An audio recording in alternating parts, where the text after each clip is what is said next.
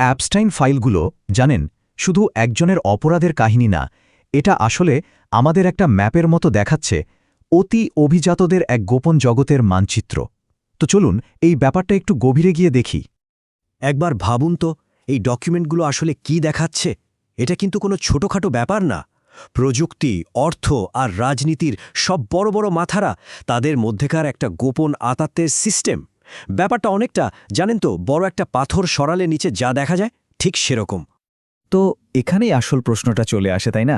কেন এত ক্ষমতাধর মানুষ নিজেদের সুনাম খ্যাতি সব ঝুঁকির মধ্যে ফেলে কেন একজন পরিচিত অপরাধীর সাথে কাজ করবে? এপস্টাইন আসলে এমন কি দিচ্ছিল তাদের?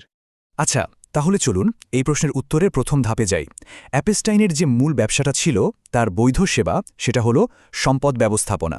তবে সাধারণ কোনো ব্যবস্থাপনা না, বরং খুবই চরম আর বলা যায় সৃজনশীল উপায়ে।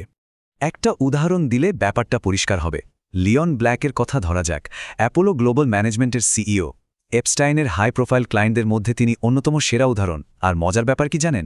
লিওন ব্ল্যাক নিজেই একজন বিশাল সফল মানি ম্যানেজার, অথচ তিনি নিজের টাকা ম্যানেজ করার জন্য এপস্টাইনকে ভাড়া করেছিলেন। এটা পুরো বিষয়টাকে আরও রহস্যময় করে তোলে, তাই না? আর এই স্লাইডে আমরা দেখতে পাচ্ছি ব্ল্যাকের বিনিময়ে কি পেয়েছিলেন। অ্যাপস্টাইনের সাহায্যে লিওন ব্ল্যাক প্রায় $1 বিলিয়ন বেশি ট্যাক্স বাঁচিয়েছিলেন। ভাবা যায়, $1 বিলিয়ন। তো কেন অ্যাপস্টাইন? এই প্রশ্নের উত্তরটা এখন একটু একটু করে পাওয়া যাচ্ছে। তো প্রশ্ন হল, $1 বিলিয়ন লুকানো যায় কিভাবে? আচ্ছা, অ্যাপস্টাইন কিছু জটিল কৌশল ব্যবহার করতেন, যেমন ট্যাক্স লুকানোর জন্য একটা চ্যারিটেবল ফাউন্ডেশন ম্যানেজ করা, কিংবা ধরুন গাড়ির কালেকশনের জন্য একটা এলএলসি খুলে তার মাধ্যমে অস্বচ্ছ পেমেন্ট করা।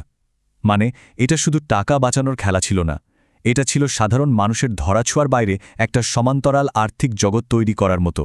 কিন্তু আচ্ছা, যদি ধরেও নেই এটা শুধু টাকার খেলা, তাহলে তো এমন কাজ করার আরও লোক আছে, তাই না? তাহলে এপস্টাইনই কেন? তার মানে পুরো ছবিটা এখনও আমাদের কাছে পরিষ্কার হয়নি, আরও কিছু আছে। তাহলে চলুন নেটওয়ার্কের পরের স্তরে যাওয়া যাক। এখানে আমরা দেখব কিভাবে আপাত দৃষ্টিতে দাতব্য কাজের আড়ালে ক্ষমতা আর পরিচয় গোপন রেখে প্রভাব বিস্তারের সুযোগ তৈরি করে দেয়া হতো। মানে এখানে আসল মুদ্রাটা টাকা ছিল না, ছিল প্রভাব। আর এই কাজের জন্য অ্যাপস্টাইনের সবচেয়ে পছন্দের একটা টুল ছিল, সেটার নাম ডোনার অ্যাডভাইসড ফান্ড, বা সংক্ষেপে DAF। চলুন দেখি জিনিসটা আসলে কি। দেখুন ডিএফ কিভাবে কাজ করে। খুব সহজ দুটো ধাপে এটা বোঝা যায়। প্রথমত, আপনি ফান্ডে টাকা রাখলেন আর সাথে সাথে বিশাল একটা ট্যাক্স ছাড় পেয়ে গেলেন। দ্বিতীয়ত, ওই ফান্ডটা আপনার নাম গোপন রেখে বিভিন্ন জায়গায় অনুদান দেয়। অনেক সময় তো অনুদান দেয়ও না, টাকাটা পড়েই থাকে। তার মানে বুঝতেই পারছেন, এখানে আসল উদ্দেশ্য দাতব্য নয়, বরং দাতার ট্যাক্স ফাঁকি আর পরিচয় গোপন রাখা। আর এটা যে কোনো পরোপকারের জন্য ছিল না, তার প্রমাণ কিন্তু এপস্টাইনের নিজের ইমেল থেকেই পাওয়া যায়। গেটস ফাউন্ডেশনের বরিস নিকোলিকের মতো ক্লায়েন্টদের যখন তিনি ড্যাফ ব্যবহারের জন্য বলতেন, তখন তার উদ্দেশ্য একদম পরিষ্কার ছিল, ট্যাক্স ফাঁকি দেওয়া আর পর্দার আড়াল থেকে প্রভাব খাটানো। আর এখানেই আমরা মূল কথায় চলে আসছি। এপস্টাইনের সবচেয়ে দামি প্রোডাক্ট কোনো সেবা ছিল না, তার আসল পণ্য ছিল তার নেটওয়ার্কটাই। তার কাজই ছিল এমন সব মানুষদের মধ্যে যোগাযোগ করিয়ে দেওয়া, যাদের মধ্যে হয়তো কখনোই যোগাযোগ হতো না। এই স্লাইডটা দেখুন, কি দারুণ একটা উদাহরণ। একদিকে রেড হফম্যান, লিঙ্কডিনের প্রতিষ্ঠাতা আর ডেমোক্র্যাটিক দলের বড় ডোনার, অন্যদিকে পিটার থিয়েল, প্যালেন্টিয়ারের প্রতিষ্ঠাতা আর রিপাবলিকান দলের বড় ডোনার। দুজন একেবারে দুই মেরুর বাসিন্দা, তাই না? কিন্তু তাদের মধ্যে মিল একটাই, দুজনেই অ্যাপস্টাইনের নেটওয়ার্কে ছিলেন। ভাবুন একবার, নেটওয়ার্কটা কতটা শক্তিশালী ছিল। ব্যাপারটা আরও পরিষ্কার হবে 2015 সালের একটা ঘটনা বললে। একটা ঘরোয়া ডিনারের আয়োজন করা হয়েছিল। গেস্ট লিস্টে কারা ছিলেন জানেন? Elon Musk, Mark Zuckerberg, Reid Hoffman, Peter Thiel আর সাথে অ্যাপস্টাইন। সিলিকন ভ্যালির সব রথী মহারথীদের এক টেবিলে নিয়ে আসার এই ঘটনায় বুঝিয়ে দেয় অ্যাপস্টাইন কতটা বড় কানেক্টর ছিলেন। তো এই সংযোগগুলোর মূল্যটা ঠিক কী ছিল? কিছু বাস্তব উদাহরণ দিই। অ্যাপস্টাইনই পিটার থিয়েলকে সিআইএর প্রধানের সাথে পরিচয় করিয়ে দিয়েছিলেন।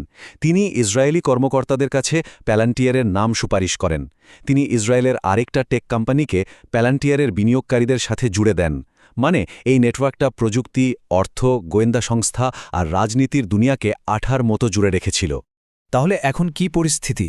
এটা বোঝা খুব জরুরি যে অ্যাপস্টাইনের মৃত্যুতে কিন্তু তার নেটওয়ার্কটা শেষ হয়ে যায়নি। লোকটা হয়তো নেই, কিন্তু তার তৈরি করা অ্যাপস্টাইন শ্রেণী বা অ্যাপস্টাইন ক্লাস এখনও টিকে আছে। এই নেটওয়ার্কের প্রভাবটা দেখুন 2021 সালে লিওন ব্ল্যাককে লজ্জায় অ্যাপোলো ছাড়তে হয়, কিন্তু আজ তার জায়গার যিনি এসছেন মার্ক রোয়ান, তিনিও অ্যাপস্টাইনের পরিচিত, আর তিনি ট্রাম্পের বোর্ড অফ পিসের নেতৃত্বে আছেন। লিওন ব্ল্যাকের ছেলে এখন আমেরিকার একটা সরকারি অর্থায়ন সংস্থার প্রধান, আর রেড হফম্যান তিনি রাজনৈতিক অনুদানের জন্য ডিএফ ব্যবহার করছেন, ঠিক যে কৌশলটা অ্যাপস্টাইন শিখিয়েছিল। মানে প্রভাবটা সরাসরি রয়ে গেছে। তাহলে সবটা মিলিয়ে আমরা কি বুঝতে পারছি? এখান থেকে আসল শিক্ষাটা কি, আসল যে ষড়যন্ত্র সেটাকে বুঝতে হবে। দেখুন, এই ষড়যন্ত্র কোনো অন্ধকার ঘরে বসে করা গোপন প্ল্যান নয়। এটা আসলে একটা ক্লাব, অভিজাতদের একটা ক্লাব, যা তৈরি করা হয়েছে এর সদস্যদের স্বার্থ রক্ষা করার জন্য আর বাকিদের বাইরে রাখার জন্য। আর এই ক্লাবের সবচেয়ে বড় শক্তি কি? তাদের সবচেয়ে গুরুত্বপূর্ণ যে জিনিসটা আছে সেটা হলো শ্রেণী সংহতি। অন্য কিছুর ঊর্ধ্বে তারা নিজেদের শ্রেণীর প্রতি অনুগত। অভিজাতারা তো সবাই এক দলে। এটা আমাদের একটা বড় প্রশ্নের সামনে দাঁড় করিয়ে দেয়, তাহলে বাকিদের কি হবে?